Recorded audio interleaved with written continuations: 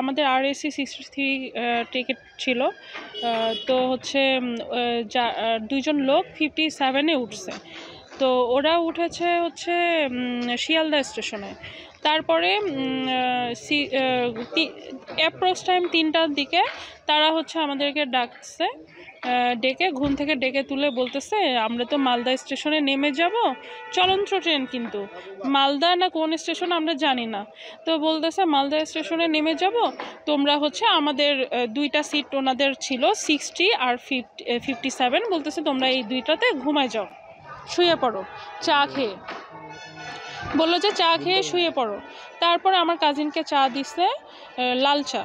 তারপর আমার কাজিনকে দিয়ে আবার আমাকে দিছে একটা লাল চা। তো আমি বললাম যে চা কেন?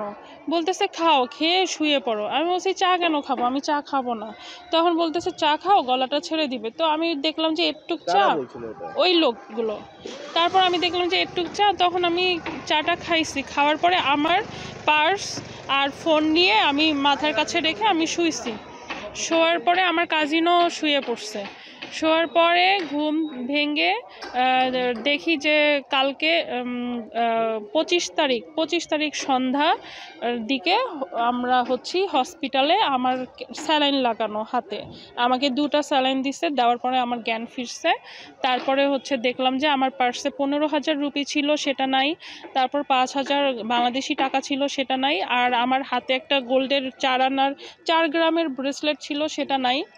তারপরে হচ্ছে আমার একটা কুয়েতের 5 দিনার ছিল, সেটা নাই। মানে সব কিছু ঘাটাঘাটি করে সব নিয়ে নিছে। আর আমার কাজিনের পুরা ওয়ালেটটাই নিয়ে নিছে। ওর ওখানে ভিসা কার্ড, তারপর 7,000 বাংলাদেশি টাকা, 15,000 রুপি, সব কিছু নিয়ে নিছে। ইভেন হচ্ছে আমাদের ফোন চার্জারও নিয়ে নিছে, আমার টিকিটটা পর্যন্ত নিয়ে নিছে। ও হচ্ছে ফুলবাড়ি গেছে টাকা তুলতে। আতঙ্কে আসলে আমি কখনোই এরকম এক্সপেকটেশন ছিল না। আমি ভাবছি যে ইন্ডিয়ায় মানুষ অনেক সেফ, অনেক হেল্প করে।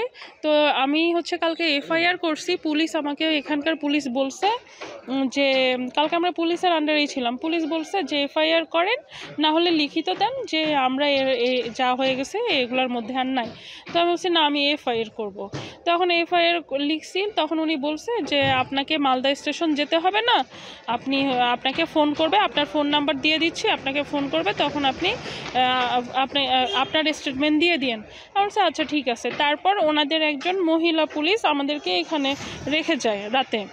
তারপরে এখানে থাকলাম। আজকে এখন গেলাম যে আমরা কিভাবে বাংলাদেশে ব্যাক করব। আমাদের শরীরের অবস্থা ভালো না, 5 রাত ধরে আমরা ঘুমাই না। তো এখন আমাদের একটা ব্যবস্থা করেন। তখন বলতেছে যে আপনাদের মালদা স্টেশনে যেতে হবে। টাকা কষ্ট করে টাকার জন্য ঘুরতে আসছি, ঘুরতে এসে যদি টাকা এরকম হয়। আমার বাবা মাও ফোন চাবি দিয়ে মাত্র হচ্ছে যে আপনারা ডাকলেন দেখে